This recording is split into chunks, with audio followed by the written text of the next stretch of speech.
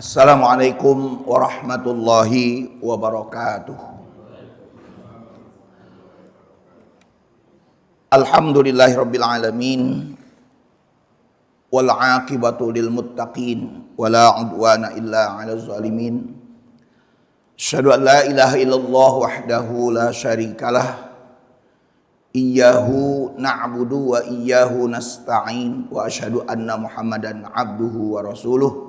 Arsalahullahu rahmatan lil alamin. Allahumma salli wa sallim wa barik ala hadan nabiyil karim war rasulil azim Muhammad ibn Abdillahil amin wa ala alihi wa sahbihi hudatil mujahidin, amma ba'd. Hadirin hadirat jamaah salat subuh rahimakumullah. Marilah kita sama-sama awali dengan memanjatkan puji syukur kehadirat Allah Subhanahu wa taala atas nikmat izin buat kita sekalian. Kita ucapkan alhamdulillahirabbil alamin. Mudah-mudahan seluruh rangkaian ibadah kita pada hari ini mendapat ridha dari Allah Subhanahu wa taala. Salawat dan salam semoga terlimpah untuk Rasul kita yang terakhir, Nabi kita Muhammad sallallahu alaihi wasallam. Dan mudah-mudahan pula salawat dan salamnya ini terlimpah untuk keluarga Rasulullah, para sahabat, tabi'in, tabi'ut tabi'in, insyaallah termasuk kita sekalian hingga akhir zaman. Baik Bapak dan Ibu sekalian, kita melanjutkan pembahasan dari fikih yang sudah beberapa kali pertemuan masih di seputar tentang sholat. Kali ini saya akan menyampaikan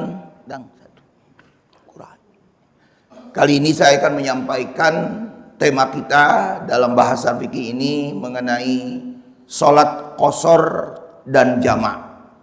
Nah, agar kita tidak menyalahi dari sisi aturan-aturan yang sudah kita pahami, sehingga kita memerlukan kembali lagi barangkali pengulangan yang harus kita fahami kembali agar kita bisa melaksanakan ibadah sesuai dengan ketentuan yang sudah disampaikan di dalam hadis-hadis Rasulullah Shallallahu Alaihi Wasallam.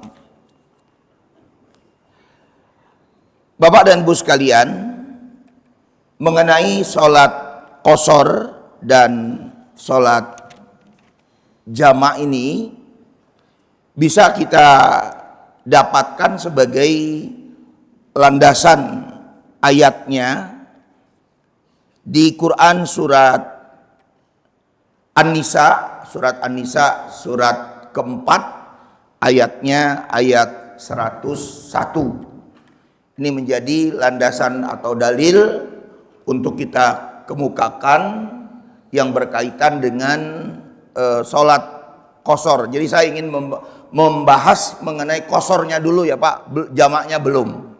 Ya. Di dalam ayat tersebut Allah Subhanahu wa taala berfirman, a'udzubillahi minasyaitonirrajim. Bismillahirrahmanirrahim.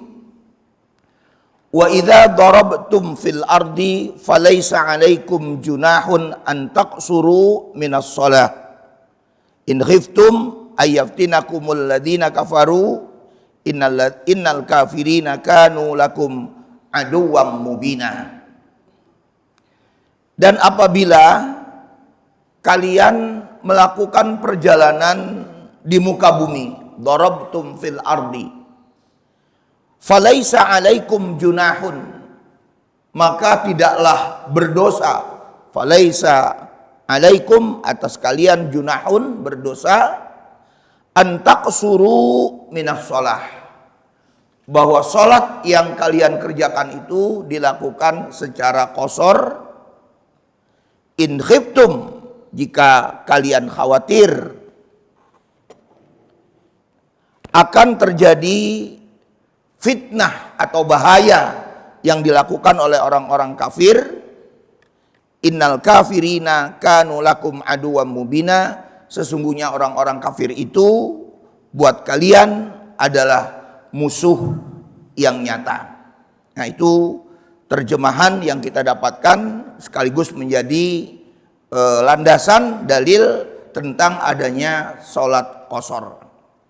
Nah, Bapak sekalian, kita ingin mengawali pembahasan berikutnya ini dari sisi bahasa dan definisi, Pak.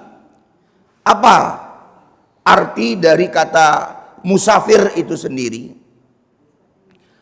Kalau kita memahami secara grammar atau tata bahasa Arab, kata musafir itu terbentuk dari kata safara yusafiru, musafaratan fahuwa musafirun. Itu secara grammar tata bahasa Arab yang dimulai dari fi'il madhi, fi'il mudhari, kemudian isim masdar, dan akhirnya menjadi isim fa'il, ya, yang disebut dengan musafir.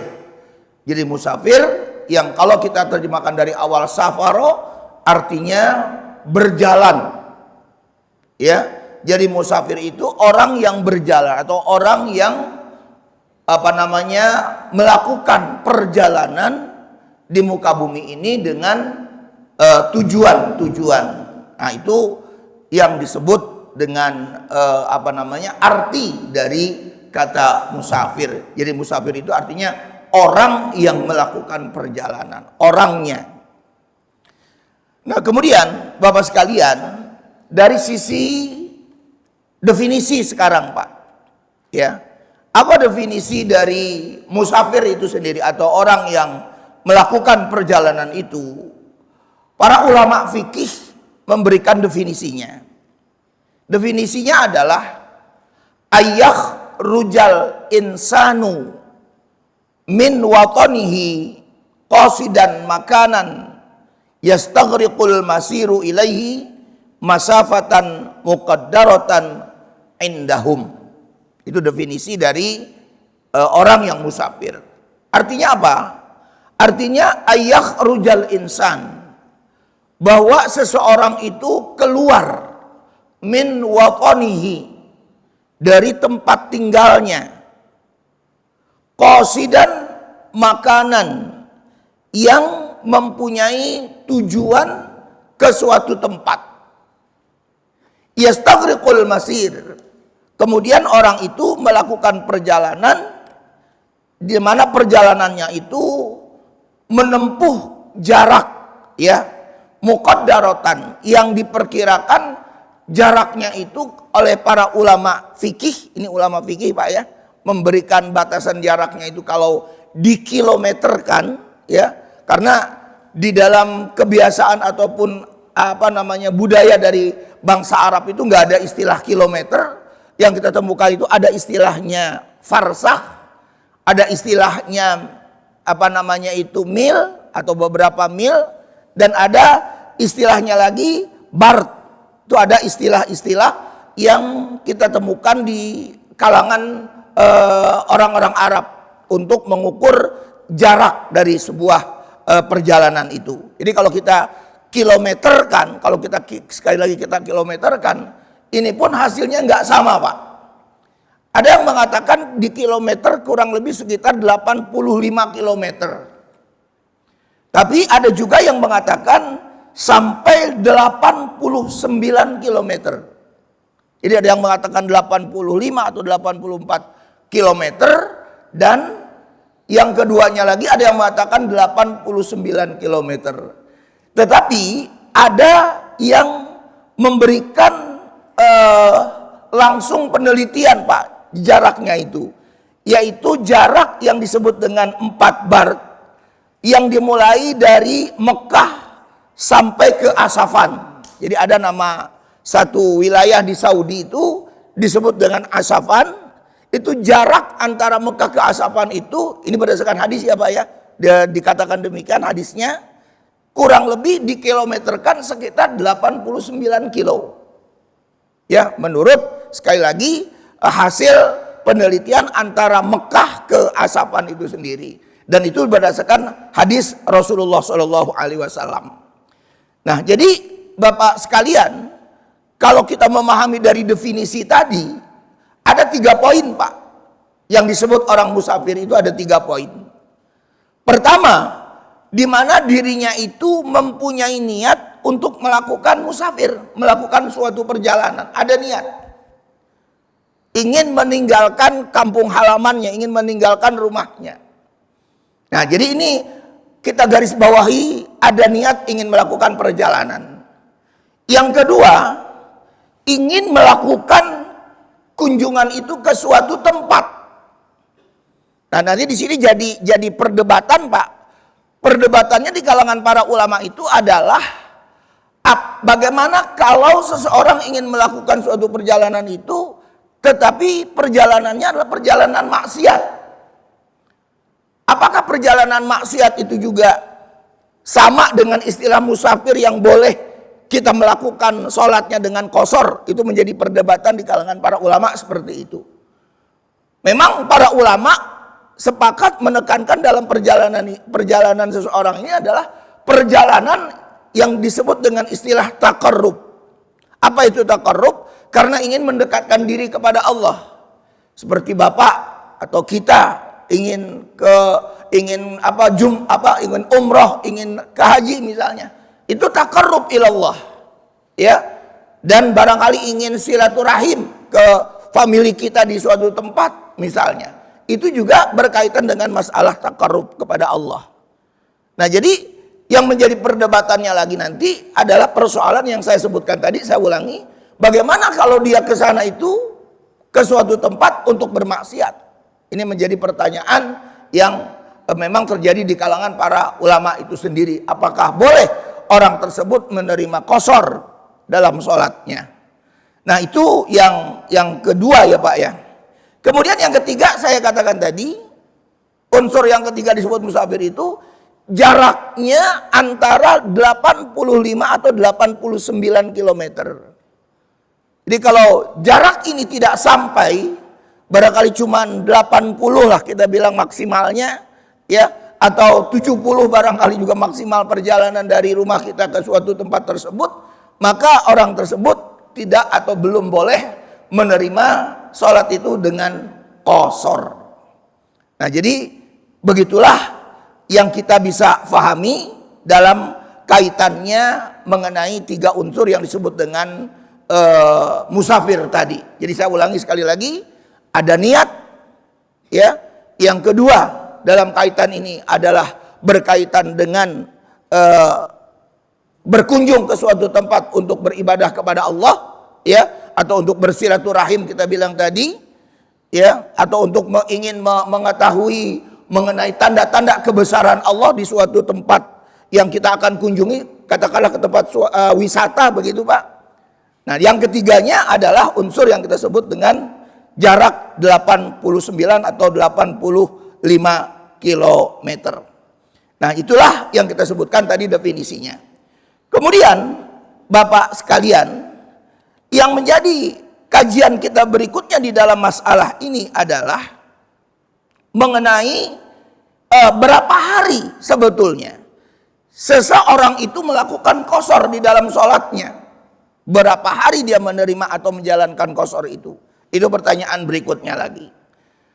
Di sini ada perbedaan-perbedaan antara mazhab Syafi'i dengan mazhab yang lainnya seperti Hambali atau juga mazhab yang lainnya itu, bahwa menurut mazhab dari Syafi'i itu selama 3 hari.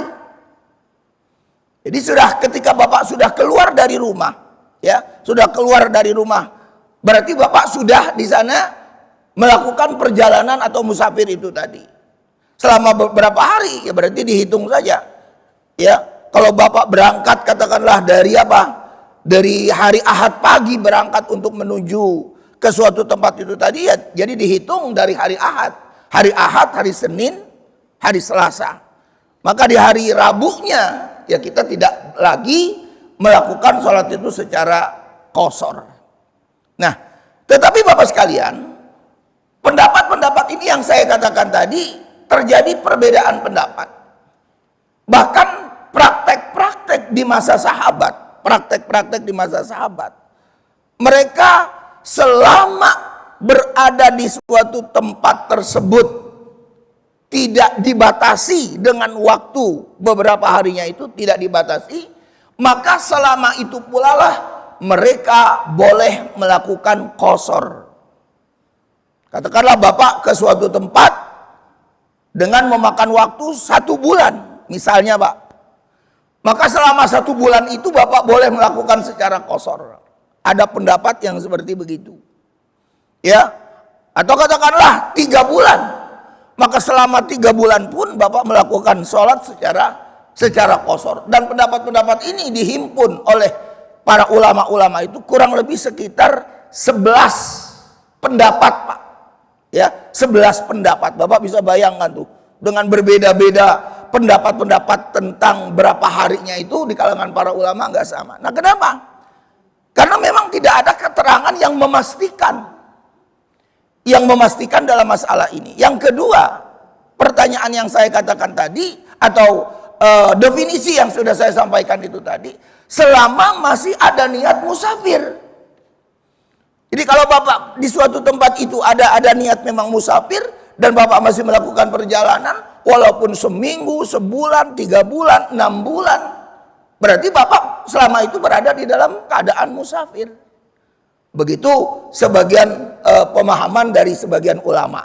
Ya, tapi bagi kita yang saya katakan tadi, yang bermazhab Syafi'i, ya, maka qasar itu boleh dilakukan selama 3 hari. Nah, namun Bapak sekalian, yang kita pahami kembali di dalam masalah ini, bagaimana kaitannya lagi dengan masalah Bapak membuka sepatu. Bapak pakai sepatu, nah boleh nggak sepatu ini tetap dipakai?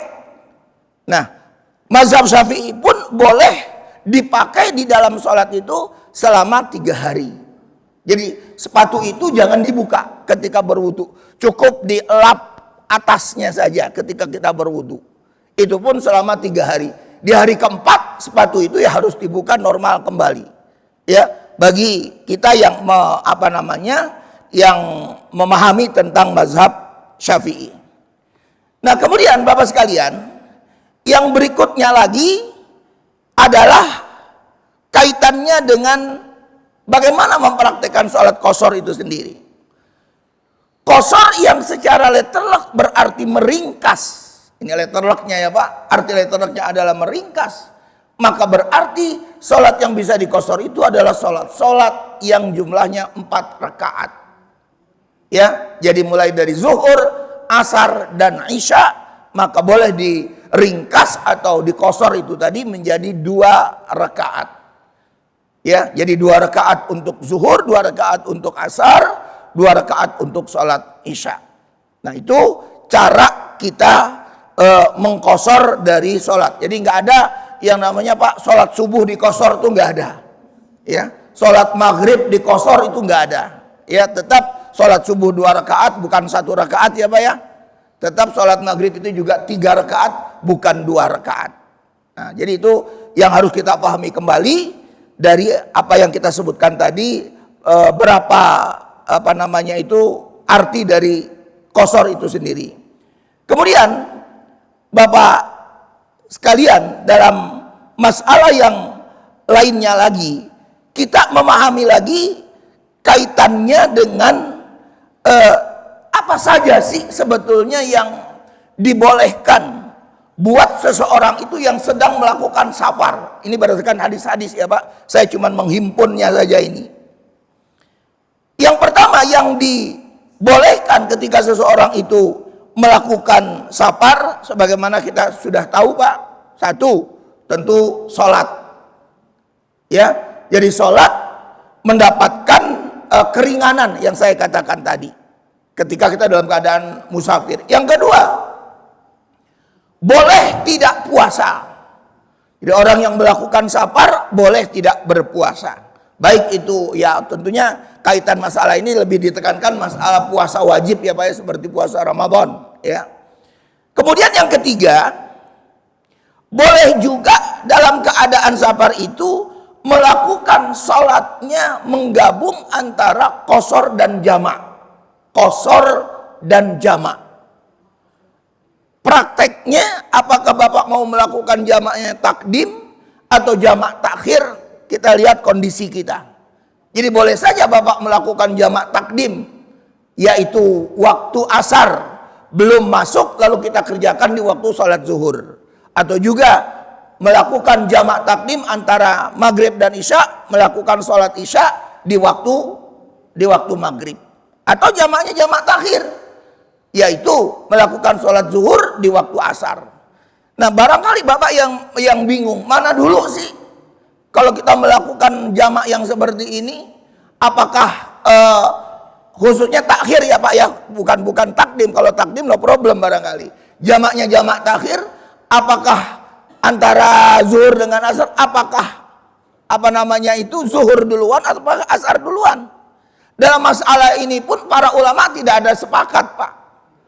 Jadi artinya boleh saja seseorang yang melakukan jamak taksir dalam arti sholat zuhurnya di waktu sholat asar lebih dulu, atau juga boleh sholatnya adalah sholat asar dulu kemudian zuhur, dalam arti jamak takhir ini Pak di sini. Demikian juga dalam melakukan sholat jamak takhir antara maghrib dengan isya, apakah maghrib dulu padahal maghribnya kan sudah lewat begitu Pak, sama seperti kita bilang tadi padahal zuhurnya sudah lewat.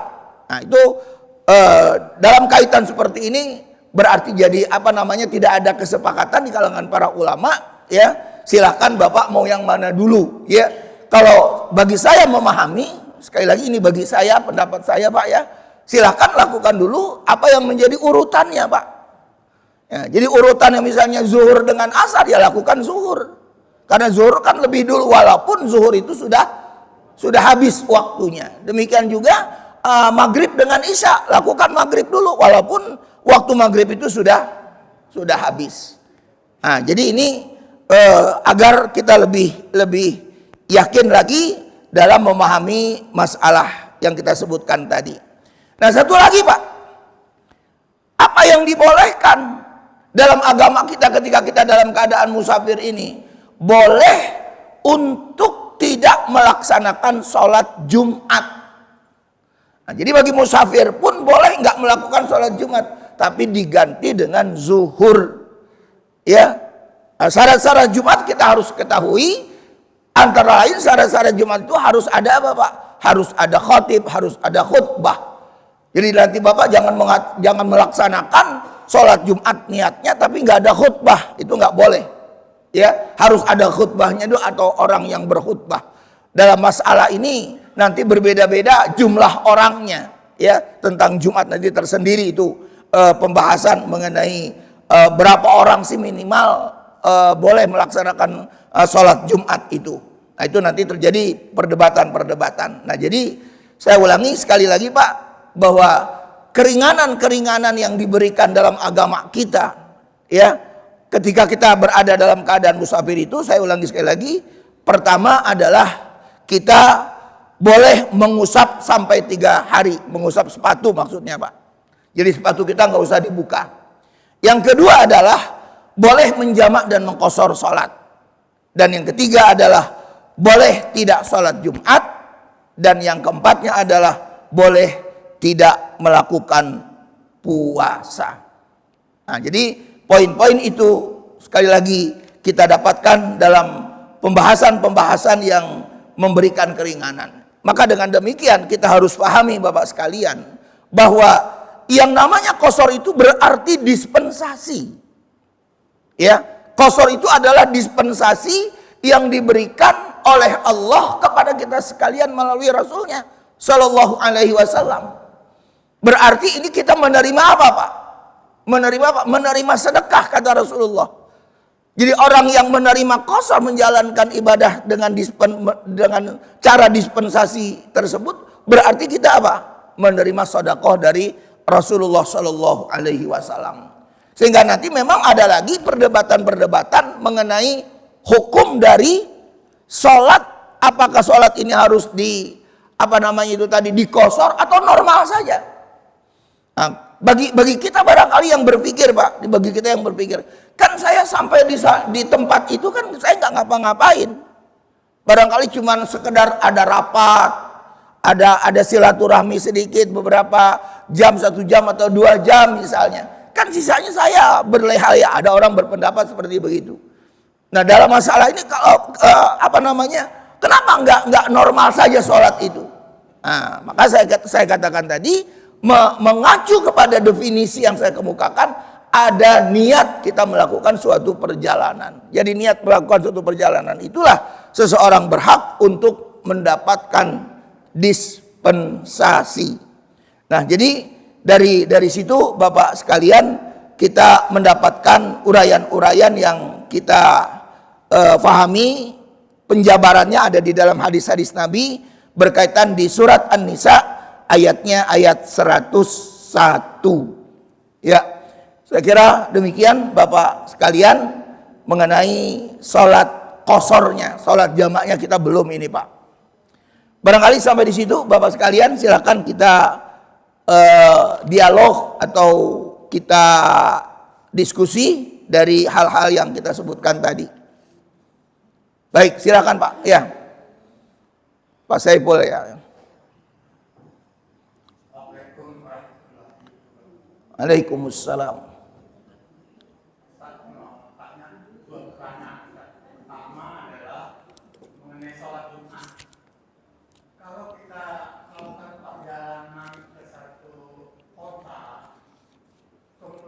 Jelas-jelas kita menemukan masjid yang sedang melakukan sholat Jumat, kemudian dengan alasan bahwa kita tidak bisa sholat Jumat, kemudian menggantikannya dengan sholat zuhur, itu bagaimana pendapat Ustaz? Kan katanya boleh sholat Jumat, padahal kita jelas-jelas lihat ada masjid yang sedang melakukan sholat Jumat. Itu pertama. Kemudian yang kedua adalah dispensasi asar tadi. Bagaimana pahalanya kalau kita nggak mengambil dispensasi tadi? Jadi kita tetap melakukan sholat sebagaimana mestinya. Nah, apakah pahalanya sama dengan orang yang melakukan pasar? Karena 4 rakaat dia jadikan 2 rakaat. Sementara kita tetap melakukan 4 rakaat. Bagaimana menurut Ustaz pahalanya? Terima kasih. Wassalamualaikum warahmatullahi wabarakatuh. Waalaikumsalam warahmatullahi wabarakatuh. Ya, sebetulnya yang membuat kita dilema itu pikiran kita sendiri sebetulnya Pak. Ya, yang membuat kita dilematis ya di dalam memahami masalah-masalah seperti ini. Kita sudah dapatkan secara dalil Pak, baik Quran maupun hadis. Qurannya tadi jelas itu, dalil An-Nisa ayat 101 dan didukung dengan hadis-hadis yang saya sudah sampaikan tadi.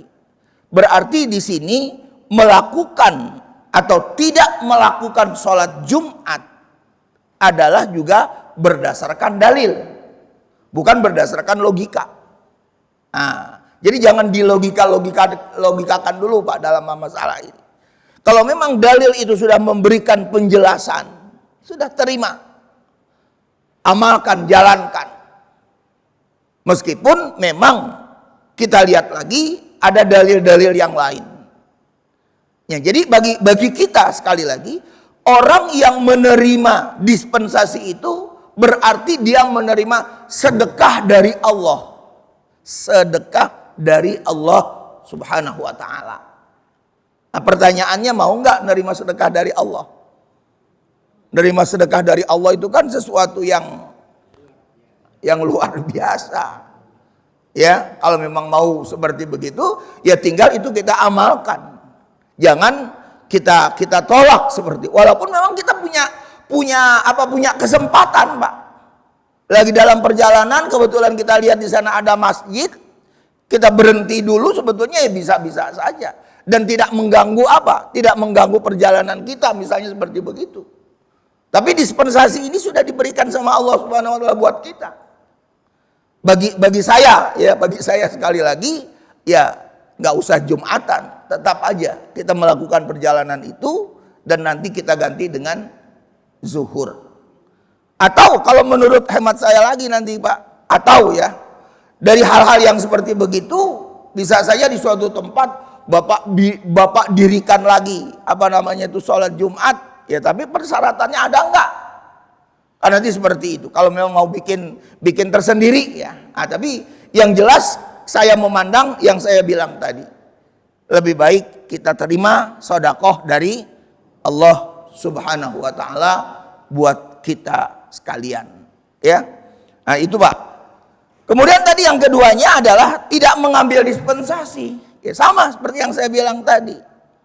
Ya. Mana yang lebih besar pahalanya antara kita melaksanakan sholat secara normal, apakah kita melaksanakan sholat dengan qasar sebagai bentuk dispensasi dari Allah dan Rasulnya buat kita sekalian ini? Mana yang lebih besar? Kalau kita pahami lagi dalam konteks masalah ini, tentu ada nilai plus Pak. Menerima sedekah berarti kan ada nilai plus dari Allah. Kalau mau disebut nilainya yang besar, ya tentunya ada nilai plusnya itu. Bapak melaksanakan normal 4 rakaat, tapi nggak dapat nilai plus Pak. Kita melaksanakan 2, berarti kita ada nilai plus. Nilai plusnya tadi yang saya sudah bilang, sedekahnya dari Allah. Nah, jadi dalam masalah ini, kalau menurut hemat saya lagi, saya nyatakan masalah ini adalah masalah yang diberikan oleh Allah kepada kita. Nah, termasuk tidak Jumatan. Nah, demikian juga ibu-ibu, kan ada beberapa itu Pak ya, ada beberapa kelompok yang diperbolehkan untuk tidak melakukan Jumatan, termasuk perempuan. Perempuan juga tidak diwajibkan untuk Jumatan, tetapi boleh bagi perempuan juga yang mau Jumatan. Kalau memang tapi disediain sama DKM-nya. Nanti nggak ada tempat buat DKM buat perempuan, ibu nyelonong masuk. Nah, itu kan nanti dicurigai ya Bu ya. Nah, kemudian lagi yang berikutnya lagi yang dapat keringanan untuk tidak Jumat itu musafir. Satu lagi siapa Pak? Satu lagi adalah orang sakit. Nah, jadi orang sakit ini pun mendapatkan keringanan ya untuk apa? Untuk tidak melakukan Jumatan. Ya, keringanan ini ya sebaiknya diambil kalau menurut hemat saya. Saya kira itu Pak. Ya, Pak Rustam. Waalaikumsalam. Tadi yang kita bahas Ustaz, sebenarnya mengambil sedekah dari Allah itu lebih utama daripada kita melakukannya tanpa menerima sedekah. Artinya saya menyimpulkan bahwa pahalanya akan lebih baik kalau kita mengambil sedekah itu. Karena ada yang mengatakan kalau kita tidak mengambil, kita sombong. Jadi keringanan kok kita sombong.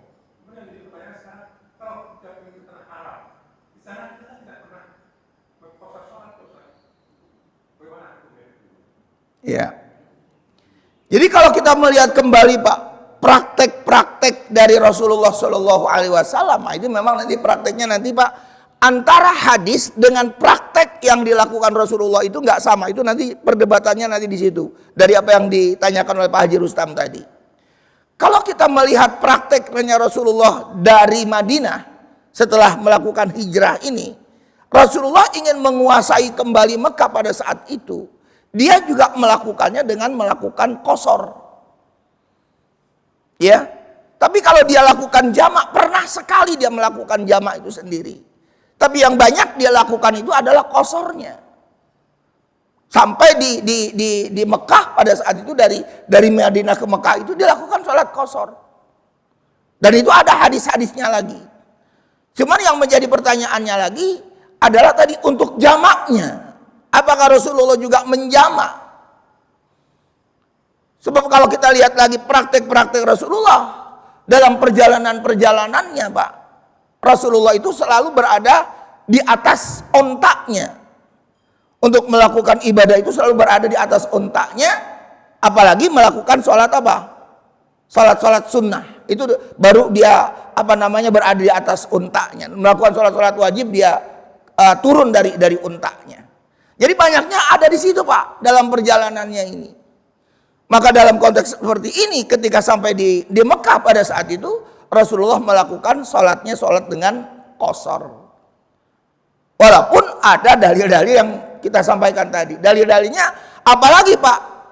Ada orang menggunakan lagi dalilnya lagi begini Pak. Sebagaimana ayat itu. Fattaqullaha mastata'tum. Bertakwalah kalian kepada Allah sehabis menurut kemampuanmu. Garis bawahi kata-kata menurut kemampuanmu. Sebetulnya kemampuan kita bisa Pak untuk melaksanakan sholat Jumat menurut kemampuan kita dalam perjalanan itu tadi. Tapi kita tidak terima. Dalam arti kita sholat zuhur saja begitu. Nah, jadi di dalam masalah ini saya sekali lagi berpendapat ya lebih cenderung untuk menerima dispensasi tersebut. Karena itu merupakan sedekah dari Allah, merupakan rahmat dari Allah yang bisa kita nikmati dalam perjalanan hidup ya seseorang. Karena dalil-dalilnya juga sekali lagi jelas ya. Baik itu dalil qauli, ucapan, jangan lupa Pak, kita menekankan kembali kalau yang namanya sunnah Rasul itu 3 unsur ya, kita ulangi berkali-kali. Satu adalah qaul, perkataan Rasulullah yang kita sebutkan dengan hadis ya. Yang keduanya juga adalah praktek-praktek amaliyahnya ya, yaitu perbuatan-perbuatan Rasul. Dan yang ketiganya jangan lupa sunnah Rasul itu adalah persetujuan atau diamnya Rasulullah SAW tidak memberikan komentar terhadap suatu perbuatan yang dilakukan oleh sahabatnya pada saat itu. Nah, jadi 3 unsur ini walaupun sekali lagi kalau kita kaitkan praktek dari Rasulullah itu hampir tidak ada, hampir saya katakan tidak ada, tetapi ada perkataan Rasulnya. Nah, perkataan Rasul itu sendiri adalah merupakan sunnah Rasul. Nah, jadi ini jangan dipertentangkan ketika kita memahami tentang materi usul fikih ya beberapa waktu yang lalu itu. Jangan mempertentangkan antara qaul dengan perbuatan. Ya, kalau nanti dipertentangkan ya akhirnya sunnah Rasulnya itu menjadi rusak. Ya, kok begini, kok begitu. Nah, jadi kita masing-masing di sini dalam konteks ini diberikan keleluasaan ya Pak ya, keleluasaan untuk menerimanya. Tinggal nanti kita terserah. Maka saya bilang juga pada waktu-waktu yang lalu itu, Bapak mau bermazhab apa silahkan ya, sesuai dengan bingkai yang sudah ditetapkan oleh para ulama-ulama fikih kita dari semenjak dahulu sampai ulama-ulama khalaf di masa sekarang maupun sampai yang akan datang. Ya saya kira itu Pak. Pak Maman, ya. Sebentar Pak Maman. Iya. Oh, lagi umroh. Kita safar di Mekah, di tanah Arab itu, apakah kita dianggap sebagai orang yang sedang safar sehingga di sana kita mengkodok salatnya? Bukan mengkodok Pak, menjamak atau mengkosor ya. Atau barangkali Jumat kita boleh dapat dispensasi di sana. Menurut saya barangkali kita bisa menjadi itu sebagai safar untuk kita berangkat dari sini sampai ke tanah Arab. Sampai di tanah Arab mungkin kita bisa tidak sebagai orang yang sedang safar. Itu yang saya maksud. Iya, jadi pada dasarnya boleh Pak. Bapak sampai di sana itu boleh-boleh saja untuk melakukan qashar. Sampai di Mekah, di Madinah boleh saja untuk melakukan qashar atau jamak tersebut. Karena posisi kita kan dalam perjalanan. Dan kita dalam keadaan safar pada saat itu, bukan dalam keadaan mukim. Kan cuma 2 istilah Pak, mukim dan safar. Cuman kan kita persoalannya diiming-imingi sama pahala. Siapa yang sholat di Mekah diiming-imingi 100.000. Siapa yang sholat di Madinah di Masjid Nabawi diiming-imingi 1.000. Kan gitu. Diisi lagi dengan Pak? Selama 40 hari sholat berjamaah di Masjid Nabawi dengan pahalanya sekian. Walaupun itu oleh sebagian ulama hadisnya dhaif katanya. Nah, karena kita diiming-imingi begitu, nah akhirnya kita nggak ingat bahwa kondisi kita pada dasarnya adalah safar. Makanya yang saya bilang tadi, kalau melihat praktek Rasulullah, ketika Rasulullah dari Madinah sampai di Mekah, itu dia melakukan sholatnya sholat qashar. Nah, jadi bagi bapak sekali lagi, bagi kita, apakah kita dalam keadaan musafir? Iya, kita dalam keadaan musafir. Boleh nggak kita menerima dispensasi seperti tadi? Boleh. Kalau memang bapak mau untuk melakukannya, nggak menjadi masalah. Dan tidak ada keharusan buat kita untuk apa, Pak? Untuk selalu mengikuti imam di Masjidil Haram atau di Masjid Nabawi. Nggak selalu, nggak harus. Ya, kalau memang mau melakukannya secara qasar dan jamaah itu tadi. Jadi boleh-boleh saja, ya. Ya, barangkali hal-hal yang seperti tadi itu kaitannya lagi dengan apa? Dengan nilai plusnya yang kita ingin kejar, ya. Yang disebutkan dalam beberapa hadis tuh. 100 ribu. Siapa yang nggak mau dikasih pahala 100 ribu? Kita semua kepengen dapat pahala 100 ribu. 1000, ya Pak ya. Nah, jadi sekali lagi, boleh, silahkan, selama Bapak barangkali menjalankan umroh atau menjalankan haji, berada di Mekah dan berada di Madinah, melakukan qasar dan melakukan jamaah, silahkan. Baik Bapak melakukannya di Masjidil Haram maupun Bapak melakukannya di hotel. Ya, saya kira itu Pak. Silakan Pak Muhammad. Waalaikumsalam.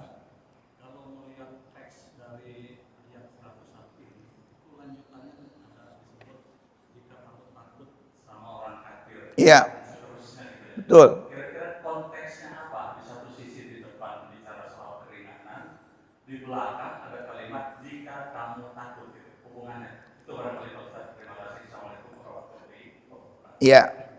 Waalaikumsalam warahmatullahi wabarakatuh. Ayat 101 dengan ayat berikutnya Pak, di ayat 102 itu sebetulnya berkaitan. Lalu dalam kondisi apa? Dalam kondisi perang sebetulnya Pak. Jadi takut di sini artinya takut dikejar-kejar oleh orang kafir untuk dibunuh. Nah, bahkan tidak hanya dalam kondisi perang Pak. Barangkali datang mengejar-ngejar kita seorang debt collector Pak. Ya, ingin membunuh kita misalnya. Nah, termasuk orang yang seperti itu menerima qasar, menerima sholatnya secara qasar. Atau dalam kondisi perang yang saya sebutkan tadi. Nah, jadi sekali lagi dalam konteks ini masih dalam kondisi perang. Nah, kemudian Pak, sebagian ulama yang dijelaskan di dalam sebuah kitabnya yang bernama Bidayatul Mujtahid, ya, bahwa perjalanan itu sebetulnya tidak menerima qasar. Yang menerima qasar itu adalah kalau orang itu dikejar-kejar oleh musuh, ingin dibunuh. Sebagian ulama mengartikan ayat ini demikian. Jadi bukan perjalanan. Ya, walaupun secara teksnya jelas-jelas ada dalam perjalanan di situ disebutkan. Nah, jadi kalau Bapak mau memahaminya lagi dalam masalah ini, termasuk seseorang dalam keadaan perang, seseorang dalam keadaan ada rasa takut ingin dibunuh oleh seseorang itu, maka Bapak boleh menjalankan sholatnya dengan qasar. Jadi itu konteks ayat di 101 sampai 102. 102 ini cara sholat dalam perang Pak sebetulnya. Di ayat 102-nya surat An-Nisa. Ya, cara apa? Cara sholat di dalam perang. Itu dengan beberapa kelompok dibagi-bagi. Ya. Ada yang 2 kelompok, ada yang 3 kelompok untuk mengatur praktek dari sholat dalam kondisi perang. Ya, saya kira itu Pak. Masih ada lagi Pak? Ya. Jamaah dalam jamaah. Walaupun belum ya, ada yang tidak boleh bergabung dengan sholat yang normal, ada juga yang boleh bergabung. Jadi misalnya zuhur asar, zuhurnya jamaah, asarnya munfarid, terus sebaliknya. Ini juga ada sebagian yang itu tidak boleh. Kalau jamaah ya jamaahnya sendiri jamaah. Ya. Di mana letak permasalahan yang ditanyakan tadi, Pak? Letak permasalahannya ada dalam masalah niat sebetulnya. Kalau kita runut dari sisi niat Pak, orang sholat, niat. Itu kan unsur-unsur niat Pak. Satu, unsur-unsur niat nih Pak nih.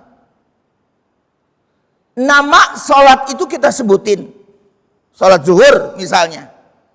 Kita sebutin. Rakaatnya kita sebutin. Ini di dalam niat ya Pak ya. Kemudian lagi unsur yang berikutnya, dilaksanakan secara munfarid atau berjamaah. Itu juga disebutin. Apalagi Pak, dilaksanakan secara adaan atau khodoan disebutin. Unsur-unsur ini yang saya sebutkan di dalam niat, ada di dalam niat ini, tentu akan berbeda dengan orang yang tidak melakukan jamak qasar. Misalnya Bapak ke suatu tempat berimam kepada seorang imam yang mukim, imam setempat di masjid setempat. Kita ini tamu, kita ini dalam keadaan safar. Nah, apakah kita boleh berimam dengan orang yang seperti begitu? Nah, kalau dikaitkan dengan masalah niat ini nggak dibenarkan. Karena dia melaksanakan sholatnya dalam keadaan apa Pak? Dalam keadaan normal. Walaupun itu sama-sama sholat zuhur misalnya. Ya, tapi kita nggak normal dalam masalah ini, dalam keadaan safar. Nah, lalu apa yang menjadi alasan larangan atau tidak dibolehkan orang yang berniat safar jamak ini dengan orang yang punya kebetulan imamnya adalah mukim? Dalam masalah ini sekali lagi berkaitan dengan masalah niat.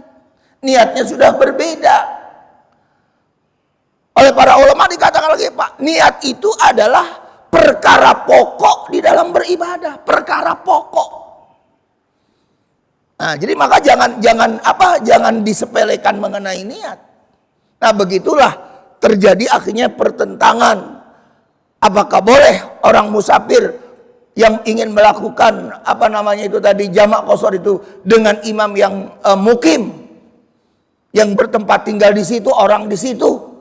Nah, sebagian ulama tidak membenarkan itu karena berkaitan dengan masalah bedanya niat itu sendiri. Jadi kalau juga mau ya kita punya tersendiri lagi, ya dalam masalah ini tersendiri lagi, jangan ngikutin imam yang mukim itu. Jadi persoalannya ada di situ Pak, masalah niat. Ya masih ada lagi Pak.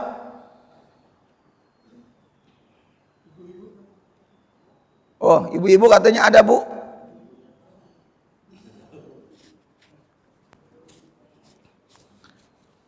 Ya dalil niat kan Bapak sudah jelas tuh. Innamal a'malu binniyat wa innamal likulli imri'in ma nawa, ya. Sesungguhnya suatu perbuatan itu tergantung pada niatnya, dan setiap niat itu akan dipertanggungjawabkan. Nah, itu kaitannya dengan masalah-masalah niat. Jadi disitulah niat adalah merupakan pokok dari suatu ibadah yang unsur-unsurnya tadi kita sudah sebutkan. Dulu saya ingin tambahkan lagi kaitannya dengan masalah niat itu secara perbedaannya apa Pak, perbedaan adanya niat itu untuk menetapkan apakah itu wajib atau sunnah, apakah itu ibadah ataukah itu kebiasaan. Itu sudah kita bahas dulu di awal-awal pembahasan tentang fungsi niat itu. Ya, dengan niat kita akan berbeda. Ya, apakah ini sebuah ibadah, apakah ini adalah sebuah kebiasaan manusia? Ya, makanya dalam konteks ibadah yang sifatnya langsung kepada Allah, ya niat itu harus ditekankan oleh kita. Ya, berbeda ketika Bapak yang menjadi kebiasaan kita. Kebiasaan Bapak apa atau kebiasaan kita apa? Pengen makan, nggak mungkin kita mau makan niat dulu gitu kan? Nawaitu akalut ta'am, katanya saya berniat ingin makan nasi ruz katanya. Ya kan nggak begitu, karena makan itu kebiasaan. Bapak pakai sepatu, Bapak mau nyetir mobil, itu nggak mungkin kita niat dulu. Jadi niat itu ditempatkan pada hal-hal yang sifatnya ibadah kepada Allah Subhanahu wa taala secara mahdoh. Ya. Nah, jadi itu. Gak ada lagi ya Pak yang mau ditanyakan? Ya, silakan. Iya. Saya melihat ada dia dalam keadaan darurat, sehingga dia tinggal ngelap sepatunya aja. Pertanyaannya, kelas 1 duduknya darurat. Ya sekarang ukuran daruratnya harus didefinisikan, Pak.